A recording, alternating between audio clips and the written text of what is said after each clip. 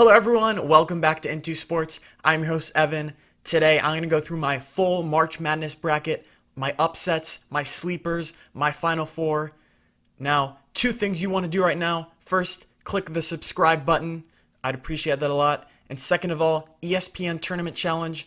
Go to that app and join my bracket challenge, Into Sports, IN2 Sports. Now, I have a disclaimer here. If you want to have the best chance to beat your friends in your bracket challenge, then you should technically pick 0 upsets because the favorite is obviously more likely to win. But we're not going to do that. I'm going to have some upsets here, some sleepers. Now I have 2 keys to March Madness, especially this year.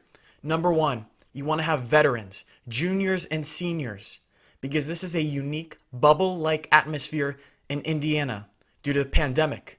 So this is going to be tough situations, kind of like the NBA bubble. And we saw LeBron, Jimmy Butler, great leaders, lead their team deep into tournament runs. Second thing you need to have, you need to win. If you're going to win championship, you have to win in multiple ways. You can play at different paces. You survive a bad shooting day. You can't be totally reliant on shooting the 3. So you have to win in multiple ways, have to have veterans. Those are my 2 keys. So let's start in the West. Gonzaga, obviously they're going to win. I won't go through the obvious ones as much. Oklahoma, Missouri, an 8-9 battle. Oklahoma is 1-5 in their last 6 games. They were ranked in the top 10, but they've been in a slump recently, so I'll take Missouri. Then we have Creighton and UC Santa Barbara. My only hesitation here is, does Creighton show up? Because there was a odd situation. Their coach, Greg McDermott, made a very insensitive comment in the locker room about 2 weeks ago. They got blown out in the Big East Championship, so I'm not sure how they respond. That'll be interesting, but they're so much more talented than UC Santa Barbara, obviously. Virginia, Ohio. Now, you can upset Virginia if you speed up the game, like UMBC did a few years ago in the 16-1 upset. But Ohio plays at an average pace, so I don't think there's going to be an upset here. Then we have a play-in game, Wichita State and Drake for the right to play USC. Drake's heavily injured, so I think Wichita State will win that, but it won't matter because USC has a 7-foot center, Evan Mobley, who can move like really no other 7-footer. So I'll take the Trojans. Then we have Kansas. I think that's an easy win over Eastern Washington. Oregon and VCU. Oregon is a strong favorite for a 7-10 matchup. They're 6-point favorites, so I like the Ducks. Then Iowa over Grand Canyon for obvious reasons. Michigan, the 1 seed, never take 16 seeds. That's pretty obvious. LSU, St. Bonaventure. That's a very interesting 8-9 matchup.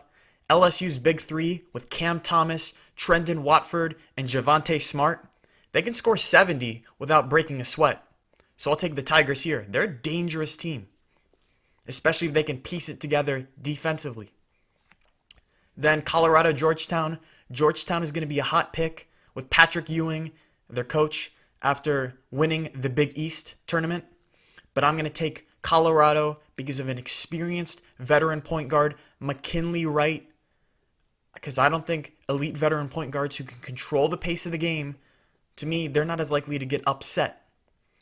Then we have Florida State. They'll beat UNC Greensboro. BYU, another playing game versus Michigan State or UCLA. Michigan State's beaten 3 of the top 5 teams in the country, but they've lost a ton of games, so you really don't know what to expect with the Spartans. They are kind of a scary team because of that, but I'll take BYU either way. Texas, the win, the 3 seed. Then we have Yukon and Maryland. Yukon has one of the best players in the country, James Bouknight. And yes, Maryland plays good defense, but Yukon is ascending. They're 11-3 with Bouknight in the lineup. I think they make it 12-3 in the 7-10 matchup. Alabama, Iona. Now, I wouldn't be shocked if Rick Pitino's squad puts a little scare into Alabama, but they're not winning this game. Alabama advances.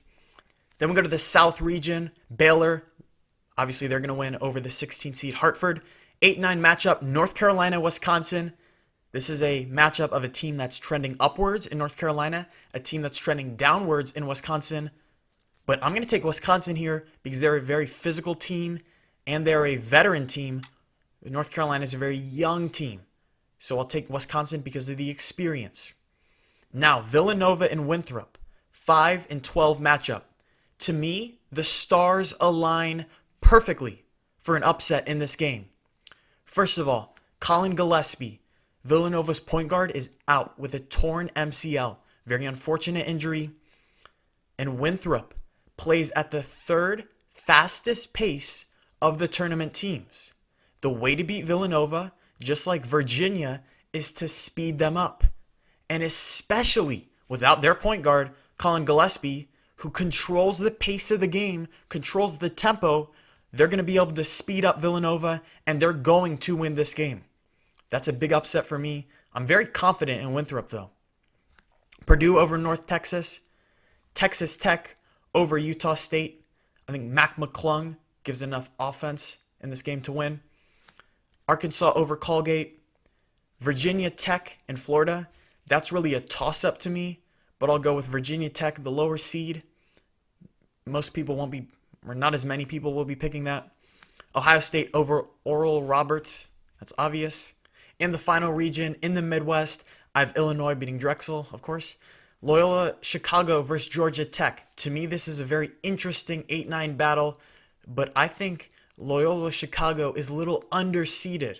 They're the number one defensive team in the country, and they have a 7-footer, Cameron Krutwig, who's a great passer. They play through him, and he's going to dominate inside with his passing, distributing, and also his jump hook. Now, you have shooters like Braden Norris, who can knock down threes to beat this zone defense of the Yellow Jackets. Now, I like Georgia Tech quite a bit, and if they weren't playing Loyola Chicago, I'd probably have them winning, because I like Moses Wright and Jose Alvarado, two seniors who are really, really good. Moses Wright, ACC Player of the Year. Alvarado, ACC Defensive Player of the Year. But Loyola Chicago will win this with Krutwig inside, playing through him. Tennessee, Oregon State. Tennessee's third defensively among tournament teams. And I wouldn't be surprised if Oregon State stayed hot here after winning the Pac-10. But I'll take Tennessee. San Diego State and Syracuse. San Diego State has won 14 straight. I think they make it 15. West Virginia beats Morehead State. Now Clemson Rutgers, a 7-10. Rutgers is the 10 seed, but they're favored by a point in Vegas, so I'll take them. And then I have Houston beating Cleveland State.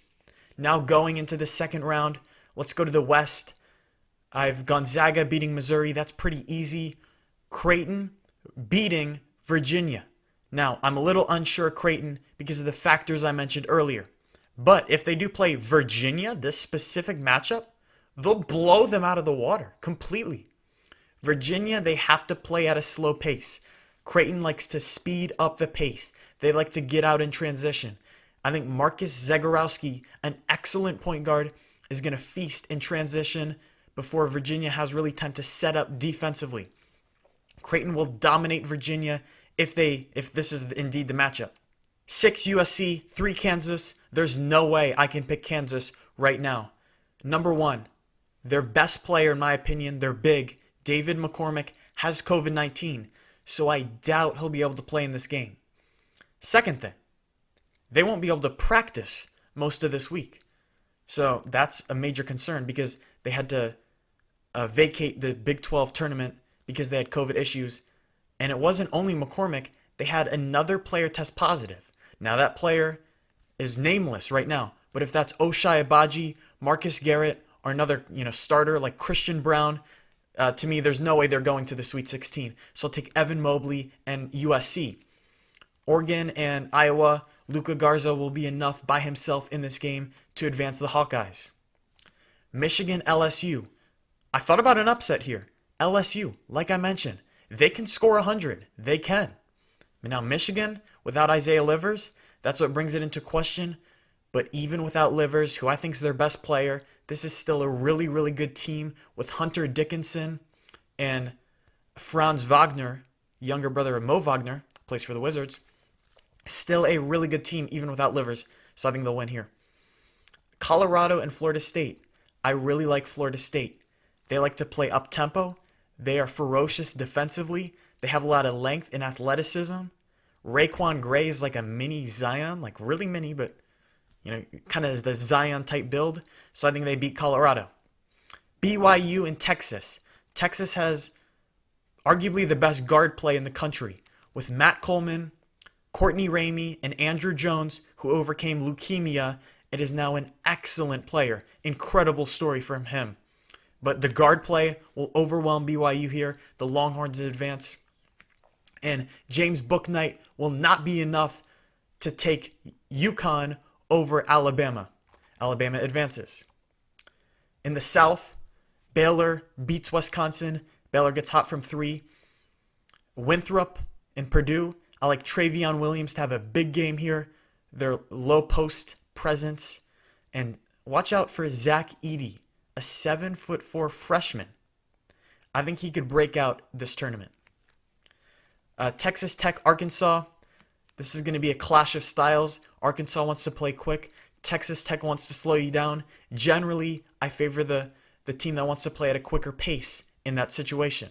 I'll take Arkansas. Virginia Tech and Ohio State. E.J. Liddell, Dwayne Washington. That duo of the Buckeyes is enough for them to win this game alone. Illinois, Loyola, Chicago. I said Loyola, Chicago was a little underseeded for my taste. Well, not underseeded enough to be anywhere near as good as Illinois. The Illini advance. Tennessee, Oklahoma State in a 5-4. Cade Cunningham of the Cowboys. We know he's going to be the number 1 pick in the draft, but what's very interesting about him, his scoring numbers double in the second half compared to the first half. He is a closer. And in March Madness, you need guys to close out games. He'll do that against Tennessee. And Avery Anderson is a really, really good player, a guard, really emerging as the season's gone on. San Diego State, West Virginia. I like West Virginia a lot. I'll talk about them a little later because I have them advancing even further. Houston beats the 10 seed Rutgers to round out the teams that make it to the Sweet 16. Then we have we have Gonzaga and Creighton, and I like Gonzaga here. Creighton is a risk factor, as I mentioned earlier, the situation with their coach, with the very insensitive comments. So they're a little wild card to me. They're very talented, though. USC and Iowa. This is where Evan Mobley and USC's run comes to an end against Luka Garza. And don't forget about him, Joe Wieskamp, a little bit overshadowed by Garza, but he's a lights-out shooter, and he's really an all-around versatile player. In the East, Michigan and Florida State. I take Florida State. Like I mentioned, Michigan, not a championship team without their best player to me, Isaiah Livers.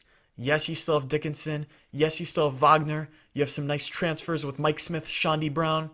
But they will not be able to fill the shoes of Livers. He's their best, just true bucket getter. Dickinson needs, a nice feed to the low post. Isaiah Livers can get buckets on his own and rain threes. And I think Florida State, their athleticism, their pace, their overwhelming defense, they'll be able to pull off an upset here. Texas, Alabama. This is very intriguing to me. Texas, like I mentioned, the guard play. I'm picking Alabama. But if Kai Jones and Greg Brown, their 2 forwards, can really take strides, then Texas can win this game. But they're inconsistent. They have so much talent, so much ability, their length and athleticism. They can make some unbelievable highlight plays.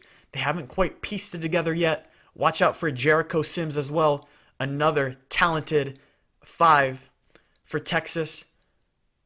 But Alabama will be able to shoot and play defense and win this game. In the South, Baylor and Purdue. Baylor, they can shoot lights out. Maceo Teague, Jared Butler, Matthew Meyer, Davion Mitchell, they have 4 or 5 guys that shoot it, I believe, over 40% from 3. Pretty incredible. They'll beat the Boilermakers here. Arkansas versus Ohio State.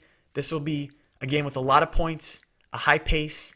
But to me, E.J. Liddell, Dwayne Washington, that's a great duo. And if Justice Suing, their small forward, can make it, instead of dynamic duo, a terrific three, then the Buckeyes become really dangerous.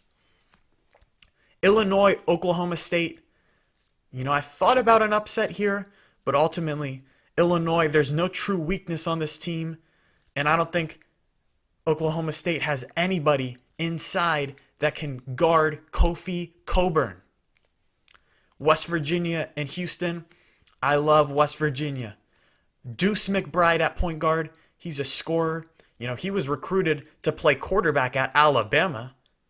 Then you look at Taz Sherman, who can really get hot. He's an aggressive shot maker and shot taker, as well as Sean McNeil, who's been heating up as the year has gone on.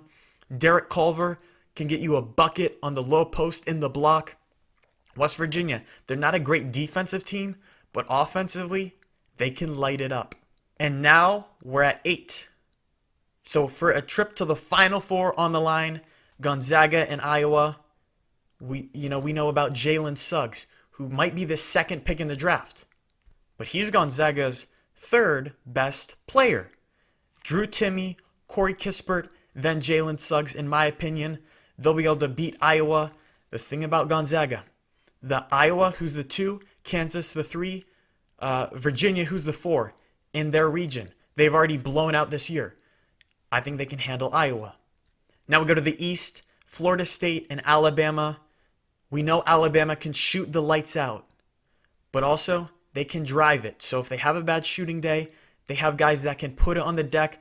Javon Quinterly, Jalen Shackelford, and to me the difference is Herb Jones, a guy who only averages 11 points a game, but he was the SEC Player of the Year for a reason. His ability to defend at a very high level, create shots for teammates, distribute the ball, get on the glass, make hustle plays. It's unbelievable. Herb Jones is a really fun guy to watch, and he can also get to the rim himself. So I like Alabama to advance to the Final Four. Really like this team. Pace, defense, shooting, they have it all. We have a very intriguing matchup in the South, a 1 versus 2, Baylor versus Ohio State, and I like Baylor here. Their three-point shooting, Maceo Teague, Jared Butler, Davion Mitchell, that's the best trio of guards in the country to me, just edging out Texas. And I think Baylor defensively with Jonathan Tchamwa and Mark Vital can kind of match up with E.J. Liddell, who's an undersized 4, who's really dominant for Ohio State, but I think they can match up with E.J. Liddell, and they can limit Dwayne Washington, not allow him to have one of his classic 30-point games. So I like Baylor to get to the Final Four. And the last ticket to the Final Four, to me, it's going to be between Illinois and West Virginia, and I'll take Illinois. I talked about West Virginia's inability to guard, and that really hurts you when you have to cover Ayo Dosunmu, Kofi Cockburn, and not to mention Trent Frazier and Andre Curbelo. Those 2 guys are really X factors for Illinois. There's a reason they were able to dominate even without Ayo Dosunmu, their best player. They have 4 really, really good players. That's Curbelo and Frazier are really kind of overlooked because of the presence of the big 2. But Andre Curbelo, I look at his ability to defend, scrap. He's explosive. He can get to the rim. He brings a lot of energy. I think Illinois, there's really no weakness. West Virginia, I question their ability to guard, even though there's a lot of offensive upside with guys like Sherman, McNeil, Deuce McBride. I'm known for taking a lot of upsets typically, but in my Final Four, it's pretty chalky, which I'm a little bit disappointed in, but I think these are the 4 best teams. That's why I'm picking them. Gonzaga, Alabama, Baylor, Illinois. So in the first matchup, the Zags versus the Tide, I'm taking Gonzaga. I mentioned the big 3, Kispert, Suggs, Timme. Timme is going to have a field day because Alabama really doesn't have a big. Now I question his ability to defend on the other end because Alabama, they're going to really space the floor. Timme is not a quick guy. He's going to struggle a little bit defensively here. But Gonzaga's firepower, Jalen Suggs, is a dynamic shot taker and shot maker. He's not afraid of the moment.